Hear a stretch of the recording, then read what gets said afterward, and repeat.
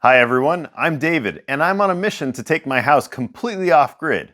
That means completely self-sufficient for my own power needs, including heating and cooking and clothes drying and whatever else we come up with. Now that takes a lot of power. I have a big solar array that I have built in the backyard over the last few years, but I need even more battery capacity to store that energy for night and cloudy weather. I just finished putting together this brand new EG4 battery rack. This is over 30 kilowatt hours. Inside the cabinet is 6 batteries, each battery 5.12 kilowatt hours.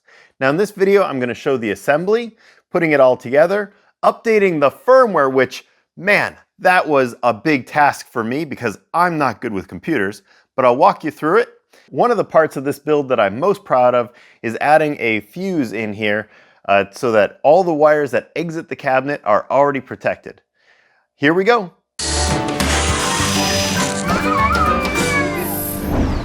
One of my favorite features of these cabinets from Signature Solar, there is a locking handle on here. And I need that because I've got a couple of kids that love to come out here. Here's my son, who's only 2 years old, figuring out how to open this cabinet. So they are clever little kids.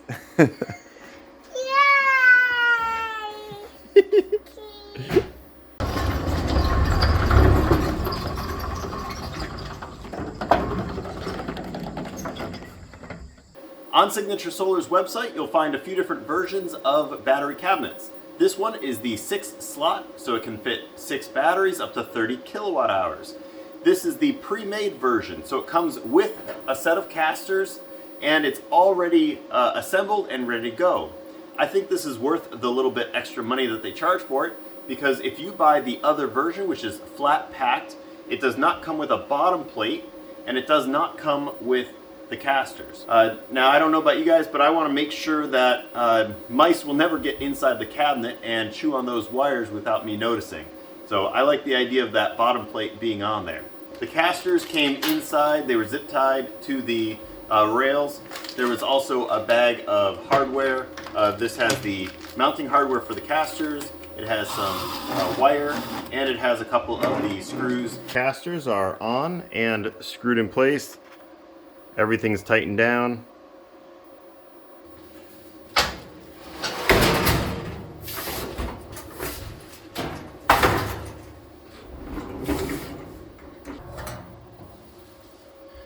We've got a key hanging on there, and they've now added plastic covers over the bus bars. The original version did not have that. Oh, got a little extra tape. This is where the casters were taped on there. Well, the new bus bars are looking pretty nice inside here. So they've added heat shrink in between the bolts. We still have 4 large bolts for connecting up to the inverters and charge controllers. We still have those red standoffs inside there. Those red standoffs are what isolate the metal of the bus bar from the metal cabinet.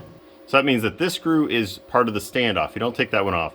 This will go to battery number 1. So the original bus bars were solid copper and they had tapped the copper. So you were threading right into the copper. It looks like they have added a clinching nut on the back side, which is awesome because now you'll be threading into steel threads and not the copper threads. And I just finished putting all 6 batteries inside. Now they look good, except that not all of these holes line up quite right. Now I don't live in an earthquake zone, so what I'm going to do is I'm going to try to move the nuts around. I'm going to try to get at least 1 screw in each side. If I can't, then I'm going to mark out where the nut is and I'm going to drill a new hole in the little flange here. So I use this silver marker to mark on the black rails about where the holes are lined up. And now we'll move a couple of these, and as you can see, it needs to move up 1, and down here we need to move 1 down. Okay, and same on this side.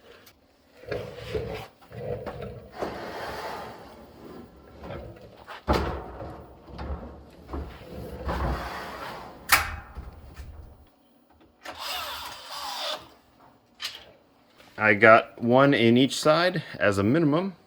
So, hey, I'm good with that. Let's move on. I'd like to do one thing that's a little custom for this setup. I'd like to add a Class T fuse. Now this is just a Class T fuse holder. This one happens to be from Blue Sea. I've also used Magnum Energy in the past, and really I'm happy with both of them. I just wanted to try a different brand on this setup. Now why add a fuse to this setup? After all these batteries, they have a circuit breaker on them. When I have all 6 batteries inside this cabinet, they're capable of 600 amps continuous. Now that would exceed the rating of this 4-aught wire that I'll be using. I don't want to have any part of my circuit without overcurrent protection. And that 4-aught wire needs overcurrent protection. Now this is a Class T fuse holder, and I've been using Class T fuses for quite a while because they have such a high interruption rating, IR rating. So that would be for short circuit interruption. These are capable of a lot of amps discharge, so you gotta be really careful. Once I have the fuse holder installed, I can put on a fuse that is appropriately sized for the 4-aught wire. In this case, I'll be screwing it up to the underside of this cabinet, which is very thin sheet metal. So how do we go about attaching it? Well, I'm going to use rib nuts.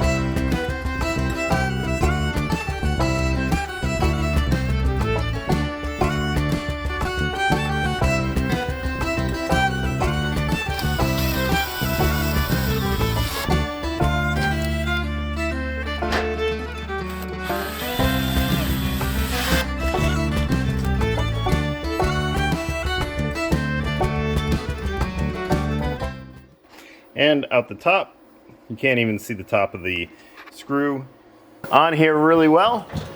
As you can see, I can move the whole cabinet if I pull on that fuse block. Now that we have the fuse holder mounted in the ceiling, I need a jumper to go from the fuse holder down to this positive bus bar. So let's put our square on here.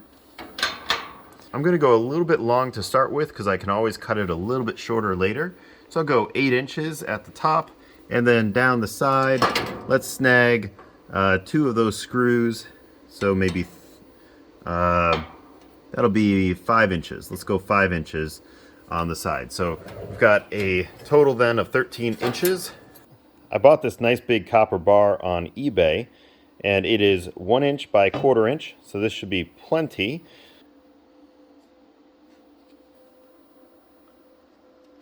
All right, so here's our bar. This is 8 inches. That's the middle of where we want our bend, and then an additional 5 inches, and we'll get our cut right here. So let's see what we can do to bend this. So I've never tried this before, but I have a 2-inch galvanized pipe taped on my vise and a wood block. Let's give this a shot and see if we can make a nice gradual bend.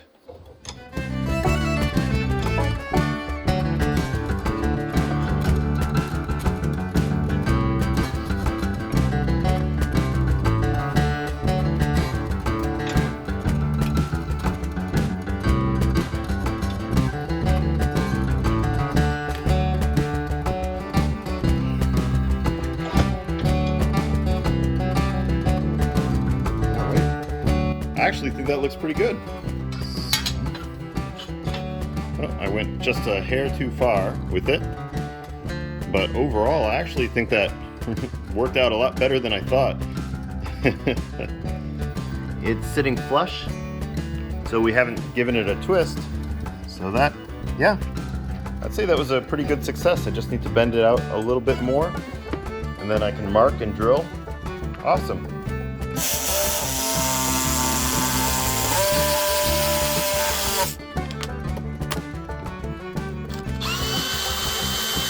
Well, I've got my holes drilled and I sanded down the bus bar. Here's one of the screws that came with the server rack cabinet, and it fits in, but I noticed that it's just not long enough. It's not going to get a good bite on the threads. So I need to find another bolt that's a little bit longer, and I always use this little thread gauge, and it's an M8 by 1.25. And in my collection of things, I was able to find a couple of M8 by 1.25.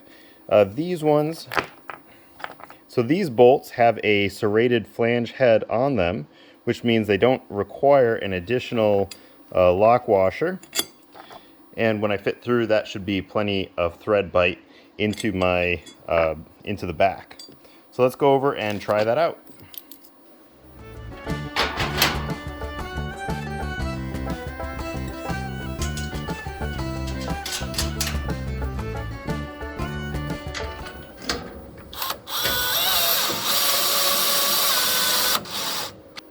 So if you can see there, we've got threads coming out the back of the nut. All right, so now that we know that this works, I'm gonna take it off again and we'll put some heat shrink on this.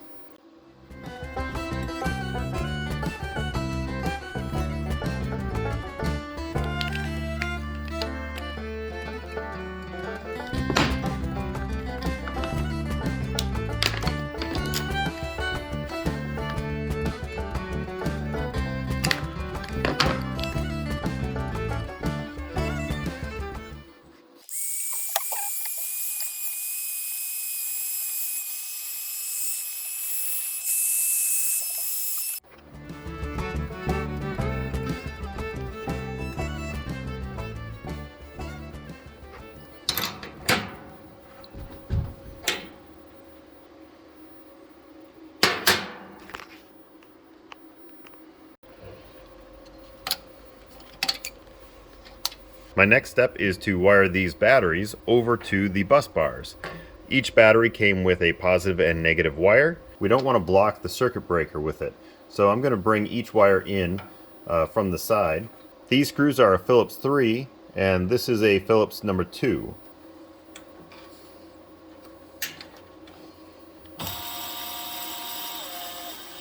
Right now this is still kind of loose in here so that I can adjust the position of the wire. We want to make sure that the wire is not stressed and there's no real sharp bends to it. I'm going to go back and tighten all of these with a ratchet and socket after I get all of them in place. So we're running this jumper wire, and when it comes down over to this spot, I'm going to remove this tab right here to make room. So we just bend that over. Oh, and it broke off. There it is. So they just break off.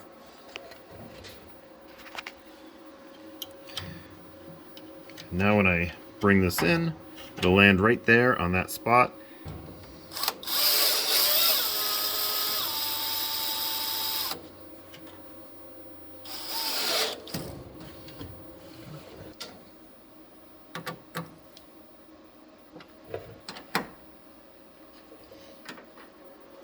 Alright, all these are wired and torqued down, and I covered the terminals.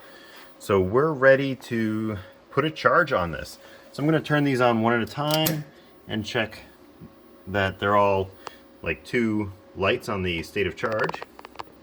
Yep, so we got 2 lights there. We'll turn that off. So there we go. All of them except for this one, which was probably on the workbench. And I've got the charger rolling. And when these ones get a little bit higher, then I'll turn on the last one.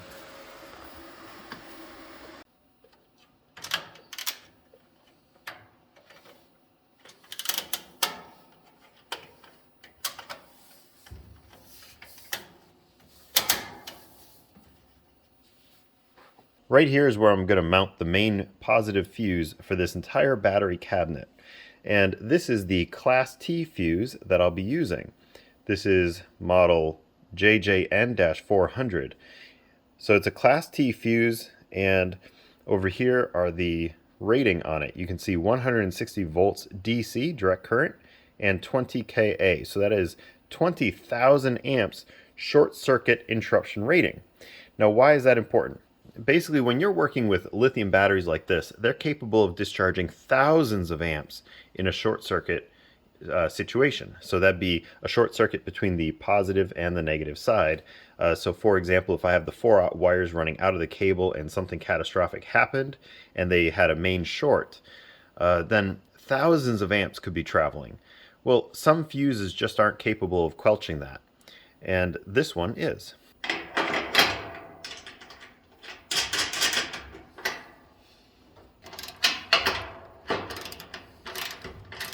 And this is the Blue Sea cover. There we go. I think I finally figured out how to update the firmware on the batteries. Now, Signature Solar does have some good videos on how to do it, but I'm not very good with computers, so it took me a while to figure out. First thing, this yellow cable that I'm using, well, this is not the original cable that comes with the batteries. The cable that comes with the batteries can only read the information. I needed to ask Signature Solar for this cable, which can read and write information onto the batteries. We'll check that all the switches are down and plug it in. It doesn't matter which port, and then we'll turn on the circuit breaker. This is called BMS Test, and this is the free software download on Signature Solar's website. And this is when it first opens up. Now right here it says COM5. I've already configured that. So once you have the right COM port, we can move on to the next screen. We'll go to battery info. Now here's another thing that was confusing to me at first. Clear the sequence, press 0, and then add address to the sequence. And now just wait. Now as you can see, it populated. But the first time that I was trying to do this, it took like 10 minutes. So I don't know why it's doing it so much faster now, but that originally took a long time to populate. So now we've got all our info, and now at the very top we'll move over to program upgrade. First thing to do is get boot info. Oh, actually I screwed that up. So right now it's still on address 1. We need to actually change that to address 0, and then get boot info. So right there we have 207. That tells us which firmware to use. Over here on the right it says load upgrade program. Now I've already selected this, but this is the zip files that you'll have to download and unzip. So it says here 48 volt, 48, 24, and 24. Well, we have a 48 volt. So which one of these do we use? Well, we use the one that says 207, not 205. That's why we had to check it with that boot info earlier. And then we click open. So now we'll upgrade start. And this takes a few minutes, but there's going to be a little bar here that tells us how it's doing. There we go, starting to go. So we have to do this one at a time. The batteries are all with the dip switches down, so every address on each battery is 0, which is why we had to keep retelling the computer 0 for the address. None of the batteries are connected with a communication cable. That was something else I was screwing up. At first I had them interconnected.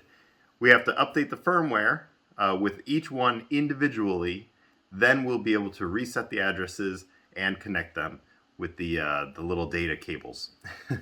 So I screwed all this up. It took me like a week to figure out all these details, but hopefully between this video and the ones that Signature Solar puts out, you guys can do it very quickly. And when this software is done upgrading, the green bar is all the way across, and down at the bottom of the screen it says upgrade successful. Woohoo! Now we can move on to the next one. Again, I had to I had to take off all these interconnecting data cables. So we'll shut this off. We move this wire down to the next battery, turn on the next one. And again, all of these dip switches have to be down to do the firmware update. Now all of these batteries have updated firmware. So before I connect up these communication wires, I have to reset the dip switches. The top one is going to be all down, and then the next one I believe is down, down, up, down. And what I'm doing is I'm following the manual, which you can download on Signature Solar's website, and it's showing us on, on. Now the confusing part is that on is actually down.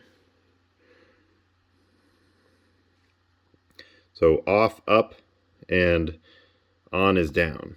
Okay, so we've got module 1 is down, down, down, down. It says address 1 is reserved for inverter, so we'll skip that. Then down, down, up, down. The next one, down, down, up, up. So let's do that. So top, second, third, go. And I'm just using a little screwdriver, which makes that easier. Up and up. Okay. The important thing is that the top one is all down, and then there's no repeats beyond that. Connect up our cables. Now when connecting these cables, the actual connection here doesn't matter. Like I could jump from this one to this one. I just do it in a pattern because I think it looks better.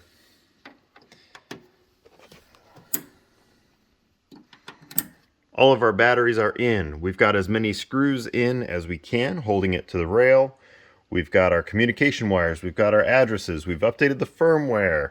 I've got to get this cover on, but I am waiting until we connect it up to the inverter.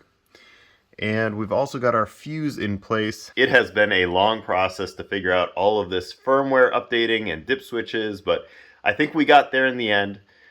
We will find out in some future videos when I try to get communication between the battery and the inverter, and then we'll actually know if I did all this correctly or if I screwed something up. Well, products are always getting updated over time, and unfortunately this particular project of getting all the batteries in and updating the firmware and everything has taken so long, in fact over a month, to do this project, that in the meantime Signature Solar has come out with a brand new battery that has a new firmware. It's a version with a screen and a new firmware that can communicate with a lot of different inverters. So if you want to save yourself some hassle, get that one instead. I'll leave a link in the description below to both of them. This one is still cheaper and still available, but if you're willing to spend a little bit more money, you can save yourself a headache and not have to update the firmware. Thanks a lot for watching, everybody. If you enjoyed these videos, please like, subscribe, comment, and share.